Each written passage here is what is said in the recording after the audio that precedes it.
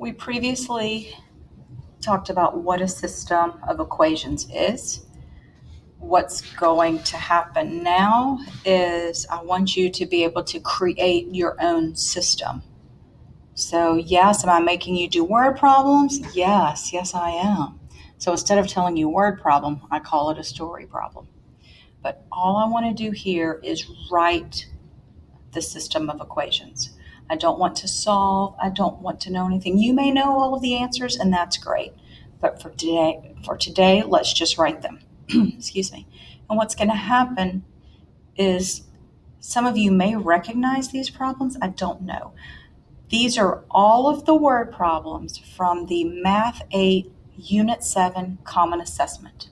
So I'm stealing these from 8th grade math. Let's see how it goes. Number 1, in a game, two brothers score a total of 121 points.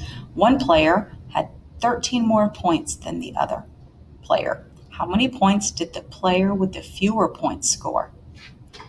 Did the player with the fewer points score? My bad. Well, notice here I ask you to define the variables for full credit. So we need to do that as well. So for this problem, let's let P equal player 1's points.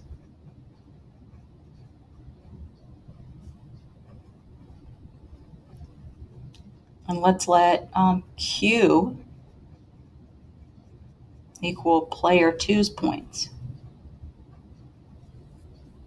So they tell us two players score a total of 21 points. So when you hear the word total, what operation do you think? Well, I hope you would think that we need to add. So when we add these two, we find that P plus Q equals 121. One player had 13 more points than the other. More than, again, we're going to be adding. But what are we going to be adding? It looks like we're going to add, well, it doesn't matter really. Let's call player 1. Let's say player 1 had more points. How many more points did he have? He had player 2's points plus 13. And that's all I have to do there. The total points they scored was 121. Player 1 scored 13 points more than player 2. That's everything I need. And I move on. You can solve it if you want, but I'm not gonna, because I'm not asking you to yet. And notice I label my equations A and B.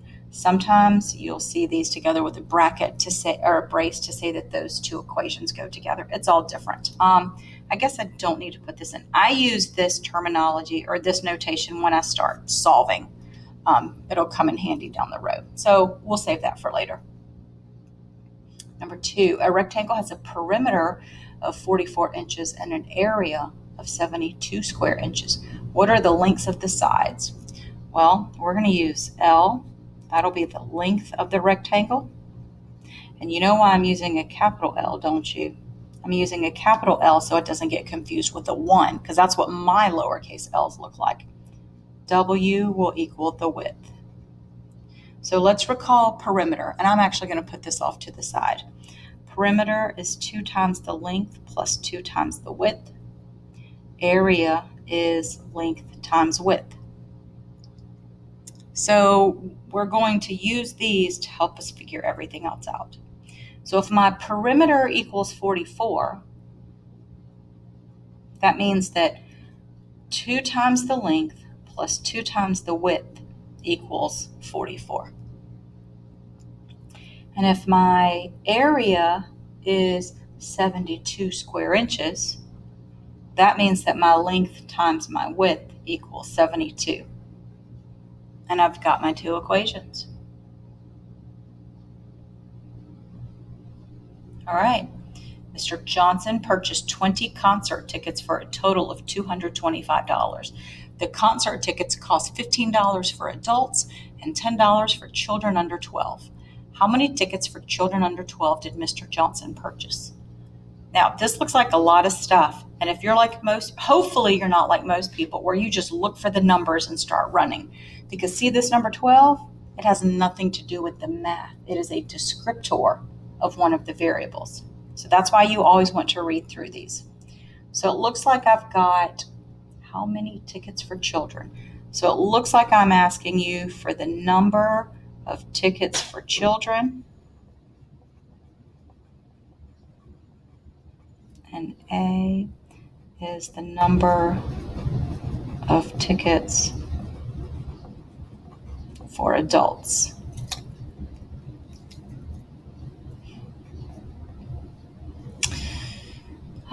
He purchased 20 tickets, 20 concert tickets that took care of adults and children. So he bought adult tickets and children's tickets, and he bought 20 of them. So one equation deals with the number of tickets. It looks like my next equation deals with the value of my tickets. So let's look at this. Tickets are $15 for adults. Would you agree with me that the total money spent on adults is 15 times A? If you don't agree with me, let's go off to the side and talk about it. Let's say he bought one adult ticket. Well, that's $15. 2 adult tickets would be $30. What about 10 adult tickets? Well, that'd be $150. How did we jump? How are you able to make that jump? Well, you notice that we multiplied. So if we have the cost of a ticket times the number of tickets bought, when we multiply that, we get our total. Likewise, we're going to do the same thing for children's tickets. It's $10 per child ticket. Per, remember, was one of our keywords for multiplication. And we needed a total. A total adds something. What are we adding? The money brought in for adults and the money brought in for children. And we get a total of $225. And there is my equation, my system. Number 4, Amy needs to rent a car for a day, so she researched 2 rental companies. Company A charges a flat rate of $25 plus 15 cents for every mile. Company B charges a flat rate of $50 plus 5 cents for every mile she drove. If Amy had to drive the car a total of 370 miles, which rental would be a better deal? Well, there's only one variable here, and that represents the number of miles. But let's look at Company A. Company A is $25 plus 15 cents per mile. Company B is $50 plus 5 cents per mile. She had to drive 370 miles. Which rental would be a better deal, and by how much? So there really was no system. We just had to write an equation. So I guess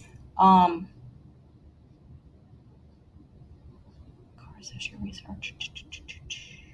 So I guess we'll call it our fee.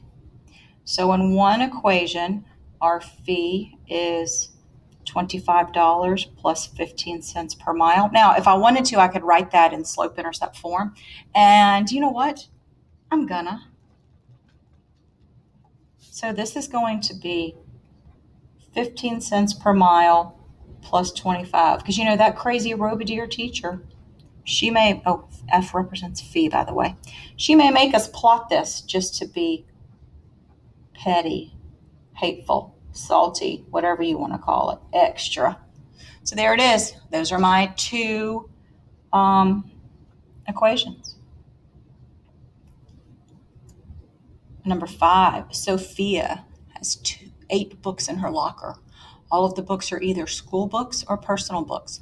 She has 3 times as many school books as personal books. How many school books does Sophia have in her locker? So Sophia has school or personal. And I hate using the letter S because sometimes it looks like a 5. I know that happens to me sometimes. I don't want it to happen to you, but it might. P is the number of personal books. Oh, it's not, it's the number of personal books.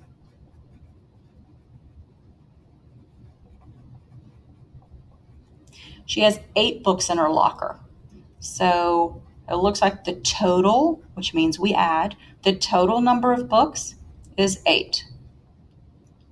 Sophia has 3 times as many school books. So that says 3 times the number of school books as personal. So it looks like the equation will be P equals 3 times S. If you wanted to, you could have said 3S equals P. Remember the symmetric property that we learned? Yeah, that works here. You can turn things around on the equal sign as needed. All right, number 6. Karen makes $5 per hour babysitting and $12 per hour giving music lessons. One weekend, she worked a total of 18 hours and made $139. How many hours did she spend babysitting?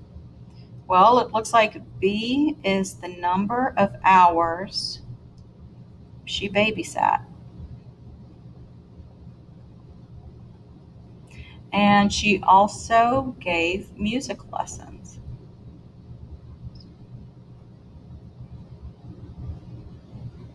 So I like to use variables that deal with what I'm measuring. I like to use the letter of what I'm using here. You'll find that it really does help. So let's see. She does $5 per hour babysitting, $12 per hour giving music lessons.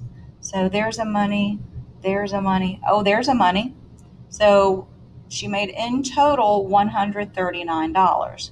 So again, $5 for babysitting. See how the variable works nicely there? Plus $12 for music lessons gives her $139.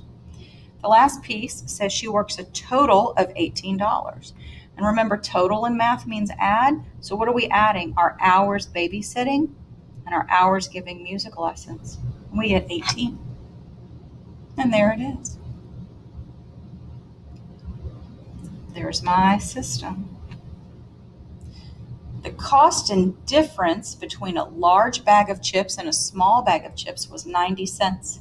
Alicia bought 5 large bags and 3 small bags of chips for her party and spent $17.22.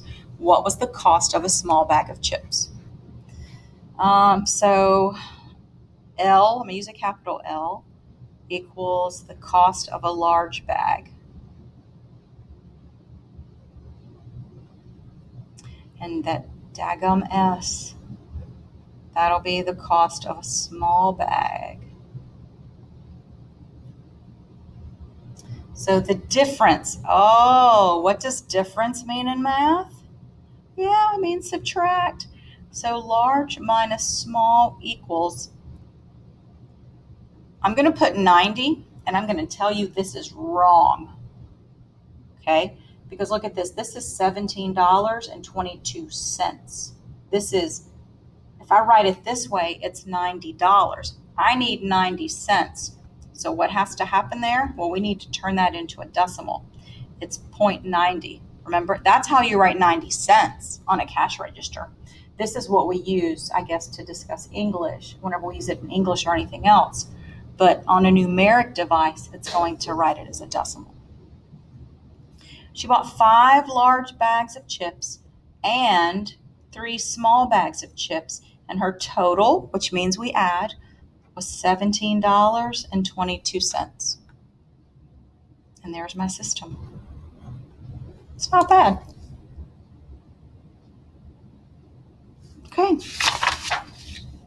Boy, I remember number 8 when I taught 8th grade. It was not the prettiest. I do believe I made that a bonus, but now that you've moved up from 8th grade, it's just an expectation. Jean surveyed 25% of all the 8th graders and 75% of all the 7th graders at her school. Keisha surveyed 50% of all 8th graders and 50% of all 7th graders at the same school. Jean surveyed a total of 152 students. Keisha surveyed a total of 144 students. So it looks like those are my two equations. We'll see. What is the number of 8th graders at Jean and Keisha's school? So that's going to help me. So they're asking for the number of 8th graders. So I'm going to call that E, number of 8th graders. Yeah, to old people, that means number, not hashtag. Yeah, GH. I can't spell. So let's let S equal the number of 7th graders.